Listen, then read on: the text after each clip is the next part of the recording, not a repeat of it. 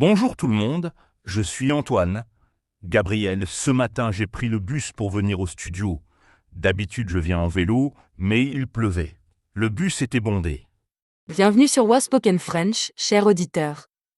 Oh Antoine, le bus du matin. Moi je prends le bus tous les jours pour aller au travail. C'est pratique, mais parfois c'est l'aventure. L'aventure, c'est exactement ça. Ce matin, le bus était en retard de 10 minutes. J'étais stressé de manquer notre enregistrement. Les retards de bus, c'est classique. Surtout quand il pleut ou qu'il neige. Moi je prends toujours le bus d'avant au cas où. Et vous, cher auditeur, vous prenez souvent les transports en commun. Dites-nous dans les commentaires si vous aimez prendre le bus. Bonne stratégie. Moi en général, je n'aime pas trop le but. Je préfère le vélo ou la marche.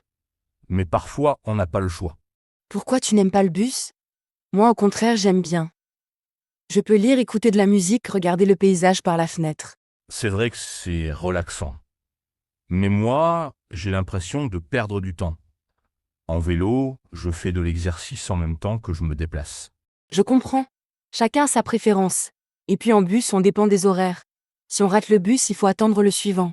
Exactement. Et les horaires ne sont pas toujours respectés. Ce matin, mon bus avait 10 minutes de retard, mais hier soir, il avait 5 minutes d'avance. 5 minutes d'avance. Tu l'as raté. Heureusement non, j'étais déjà à l'arrêt.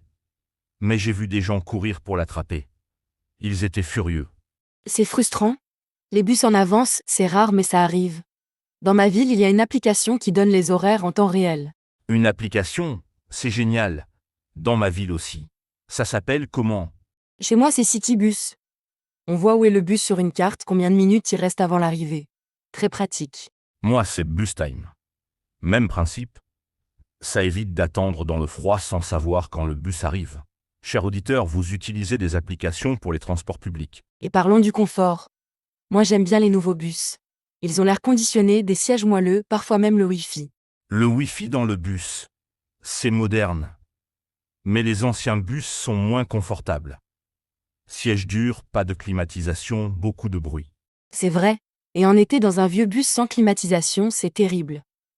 Tout le monde transpire, les fenêtres sont ouvertes, c'est bruyant. Et en hiver, parfois le chauffage ne marche pas. On se retrouve avec nos manteaux, nos gants, nos bonnets dans le bus. Ou alors il fait trop chaud. Le chauffage à fond, on suffoque. Il faut enlever son manteau, mais on n'a pas de place pour le poser. Les manteaux dans le bus, c'est un problème. Et quand le bus est plein, on reste debout avec son gros manteau, très inconfortable.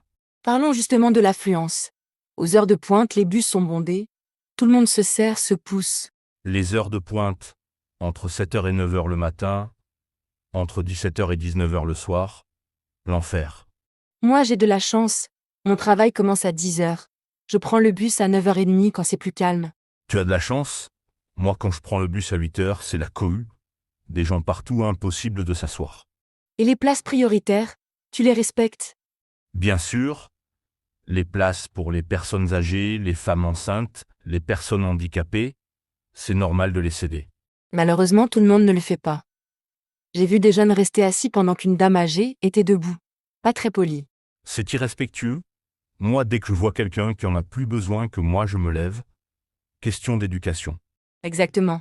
Et vous, cher auditeur, vous cédez votre place dans les transports? C'est important de rester courtois. Et les poussettes? Parfois, il y a des mamans avec des poussettes énormes. Ça prend beaucoup de place dans le bus. C'est compliqué pour elles. Les poussettes modernes sont grandes. Heureusement, les nouveaux bus ont des espaces spéciaux pour les poussettes. C'est bien pensé. Et les vélos? Dans certains bus, on peut emmener son vélo. Oui, surtout dans les bus qui vont vers la banlieue, les gens prennent le bus avec leur vélo puis continuent en vélo. Malin. Très pratique. Moi, je ne savais pas qu'on pouvait mettre son vélo dans le bus. Il faut demander au chauffeur. En général, il y a des emplacements prévus, mais il faut faire attention aux heures de pointe. Pas de vélo quand le bus est plein. Logique. Et parlons des chauffeurs de bus. Ils sont comment en général? Ça dépend. Certains sont très sympas. Ils disent bonjour, sourient, attendent les gens qui courent. D'autres sont plus froids. Moi, j'ai eu un chauffeur adorable une fois. Il a attendu une dame âgée qui arrivait lentement. Très gentil. C'est beau. Et puis les chauffeurs connaissent tous les quartiers. Parfois, ils donnent des conseils aux touristes. C'est vrai. Une fois, un chauffeur m'a expliqué le meilleur itinéraire pour aller à l'hôpital. Très serviable. Ils ont un métier difficile. Conduite dans les embouteillages, clients parfois désagréables, horaires stricts. Il faut les respecter. Absolument. Et il doit faire attention aux vélos, aux piétons, aux autres voitures. Responsabilité énorme. Parlons des tickets de bus. Dans ma ville, on peut payer par carte bancaire maintenant. Très pratique. Chez moi aussi, ou avec le téléphone, on approche le téléphone du lecteur et c'est payé. Magique. Le paiement sans contact. Fini les petites pièces de monnaie. Avant, il fallait toujours avoir la monnaie exacte. Les pièces de monnaie, moi, j'en avais toujours plein les poches. Et parfois, les machines ne rendaient pas la monnaie. Exactement. Et les tickets en papier qu'on perdait tout le temps. Maintenant, avec les cartes à puce, c'est plus simple. Les cartes à puce, moi j'ai un abonnement mensuel. Je passe ma carte et c'est bon. Plus besoin d'acheter un ticket à chaque fois. L'abonnement, c'est économique. Surtout si on prend le bus tous les jours. Ça revient moins cher qu'un ticket par trajet. Et vous, cher auditeur, vous avez des abonnements pour les transports ou vous achetez des tickets individuels? Bonne question. Et parlons des différents types de bus. Il y a les bus classiques, les bus articulés qui sont très longs. Les bus articulés, ils sont immenses. Ils peuvent transporter beaucoup plus de passagers. Mais ils sont difficiles à manœuvrer. Surtout dans les virages. Le bus se plie au milieu. C'est impressionnant. Et il y a les bus électriques maintenant. Les bus électriques, c'est écologique. Ils ne font pas de bruit, ne polluent pas. L'avenir des transports urbains. Exactement. Ils sont plus confortables. Moins de vibrations, moins de bruit. Mais ils coûtent plus cher à acheter. Un investissement pour l'avenir. Et les bus à 2 étages. Tu en as déjà pris? Jamais. Il y en a dans certaines grandes villes. Ça doit être amusant de voyager à l'étage. Belle vue sur la ville. Moi non plus. Mais j'aimerais essayer, surtout pour faire du tourisme. Voir la ville d'en haut. Et les bus de nuit? Dans ta ville, il y en a. Oui, jusqu'à 2 heures du matin le week-end. C'est pratique pour sortir sans prendre sa voiture. Et toi? Pareil. Les bus de nuit, c'est génial pour la vie nocturne. Plus besoin de taxi, moins cher et plus écologique. Et plus sûr. Pas de risque d'accident si on a bu. Le bus de nuit, c'est responsable. Absolument. Chers auditeurs, vous utilisez les transports de nuit dans vos villes? C'est développé chez vous? Parlons des arrêts de bus. Certains sont très modernes, avec des abris, des bancs, des panneaux d'information. Et d'autres sont juste un poteau avec un numéro. Quand il pleut, on se fait tremper. Pas très agréable. C'est vrai. Les abribus, c'est indispensable. Protection contre la pluie, le vent, le soleil. Confort minimum. Et les horaires affichés? Avant, on ne savait jamais quand passait le bus. Maintenant, tout est écrit. Mais parfois, les horaires ne sont pas à jour. Le bus passe à des heures différentes de celles affichées. Frustrant. D'où l'importance des applications. Information en temps réel. On sait vraiment quand le bus arrive. Et les correspondances, tu en fais souvent? Parfois, pour aller dans certains quartiers, il faut changer de bus. Pas toujours pratique. Surtout quand on a des bagages ou des courses. Changer de bus avec des sacs, c'est sportif. Et quand le deuxième bus est en retard? On attend dans le froid après avoir raté sa première correspondance. Le stress des correspondances. Il faut calculer les temps de trajet, prévoir les retards. Complexe. Mais quand tout va bien, les correspondances permettent d'aller partout en ville. Le réseau de bus couvre toute l'agglomération. C'est l'avantage. Avec le bus, on peut aller dans tous les quartiers, même dans les banlieues éloignées.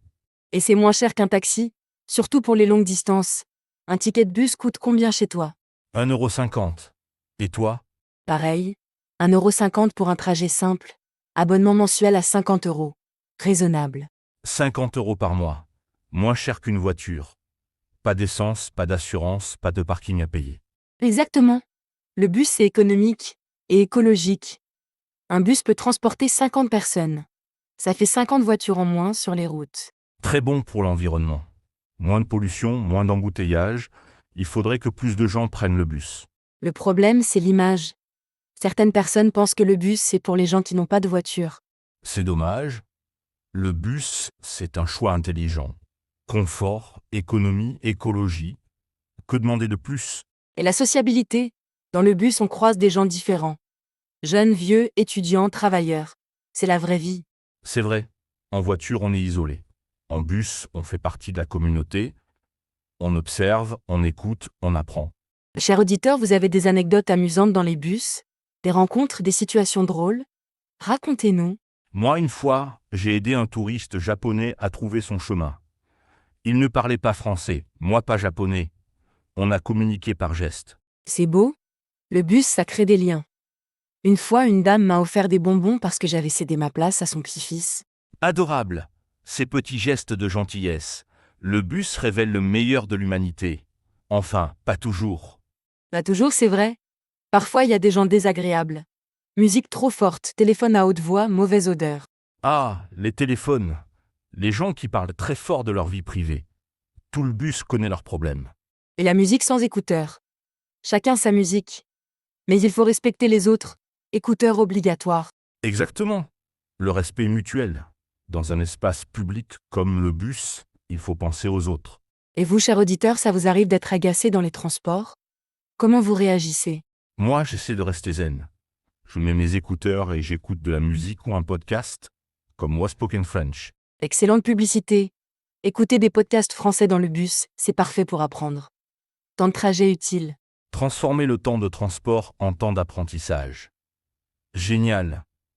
On apprend le français et on se détend. Parfait. Alors en conclusion, vous aimez prendre le bus ou pas? Moi, finalement, après notre conversation, je pense que je vais essayer de prendre le bus plus souvent. C'est pratique, économique et écologique.